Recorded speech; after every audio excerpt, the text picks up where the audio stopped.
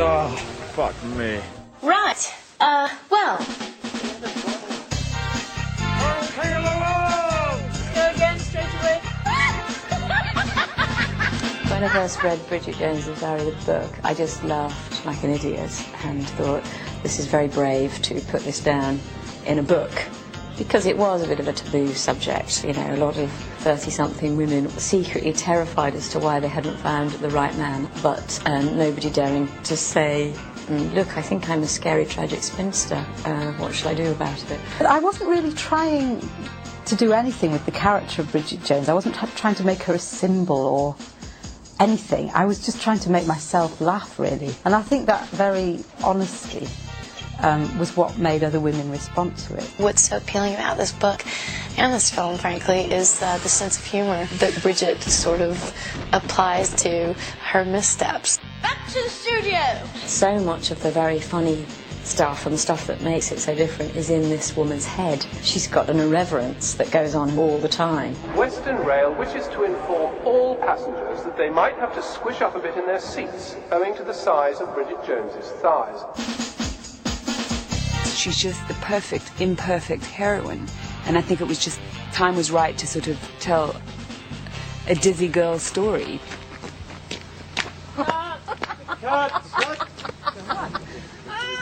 I'd read the book and loved it, and read ages ago somewhere in a newspaper, you know, that, oh, they're going to make a movie of that book that I loved. That's great. And it'll be an English film company, and it'll be shot in England, and here's a list of English actresses who will potentially play the role, and I went on about my day.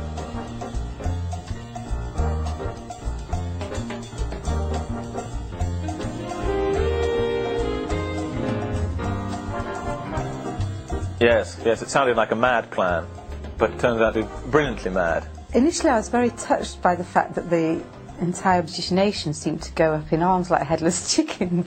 And I thought, well, that shows that they're very fond of Bridget, that they were just so indignant that it wasn't being played by an English woman. I think it's appropriate that it's an international figure. And anyway, Scarlett O'Hara was played by an English woman, so I think the Americans are getting their revenge now. So, from where?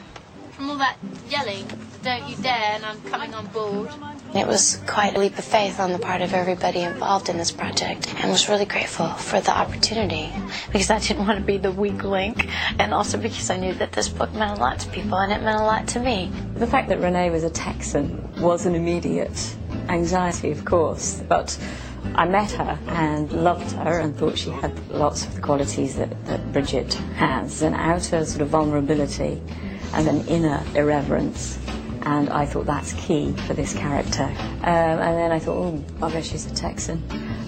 What are we going to do about that then? I moved to England in February, and I hung out and looked around and became familiar with the language and her cultural and social references that were not familiar to me. Yeah, I do know that she immersed herself working in a publishing house incognito. I worked with the dialect coach, of course, every day to get that part of it down and change my lifestyle a little bit so that physically I could represent it more legitimately that way. What happened to your dialogue? I'm waiting for the cue. She was doing her English accent off the set as well as on, and I didn't know her as a Texan until the rap party, when she turned up with this weird voice. Folks, everybody, wait, just get the volume right down. If you have to feel the need to say something, then say it quietly. What are you doing here? I've been asking myself the same question. The plot of Bridget Jones was actually stolen from Pride and Prejudice. I thought that Jane Austen's plots were very good and had been market researched over a number of centuries, so I would simply steal it, because I thought she wouldn't mind, and anyway, she's dead. So Mark Darcy is the classic Mr. Darcy figure, who appears to be dull and snooty and uninteresting, but actually is a really good man. And Daniel is Wickham, terribly charming, terribly sexy, but not much going on underneath.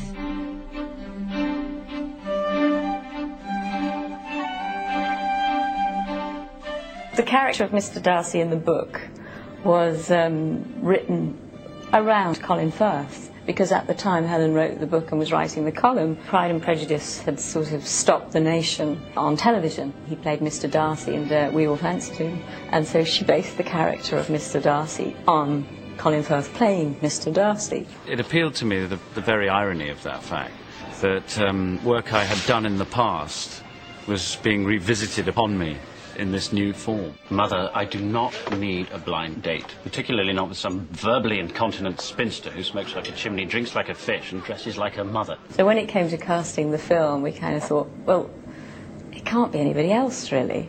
And Colin can carry that off. You know, he's strong and aloof and very sexy. Yes, I think it's a good part, and I did, of course, worry that Colin would kind of win the film, because his character wins her. But I comforted myself with the fact that I thought my character had more juicy lines. I counted them.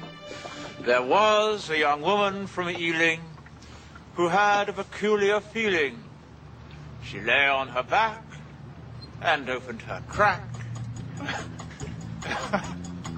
and pissed all over the ceiling.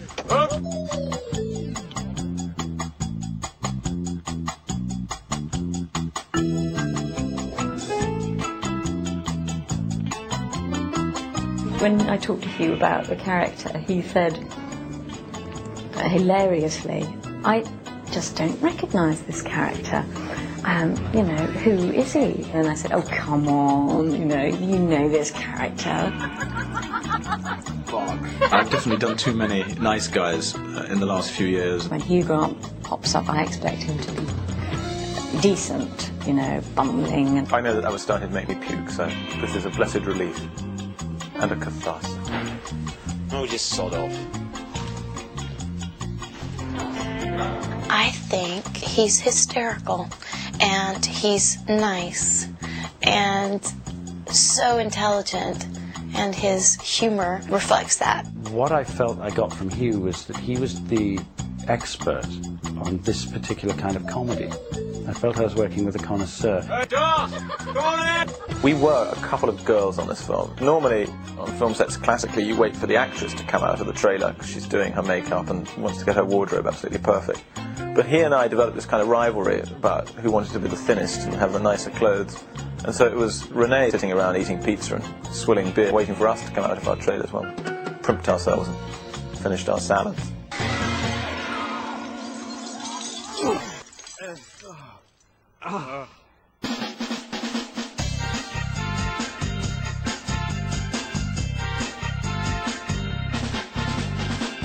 I think the truth is there has to be a bit of you in a character, a major character, for you to be able to create her. I've known Helen for some years, and I remember I once told her a story which involved me calling someone a dirty bitch.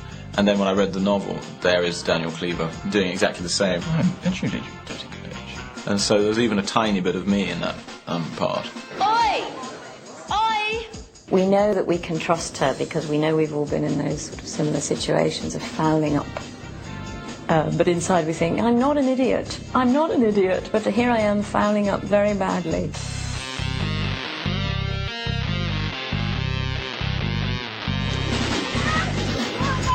Bridget Jones is funny, she's warm, she's kind, she's honest, but those sort of qualities are not often celebrated in the media, and they tend to get lost alongside the value of having a bottom like 2 billiard balls. She's an every woman. It's a beautiful character.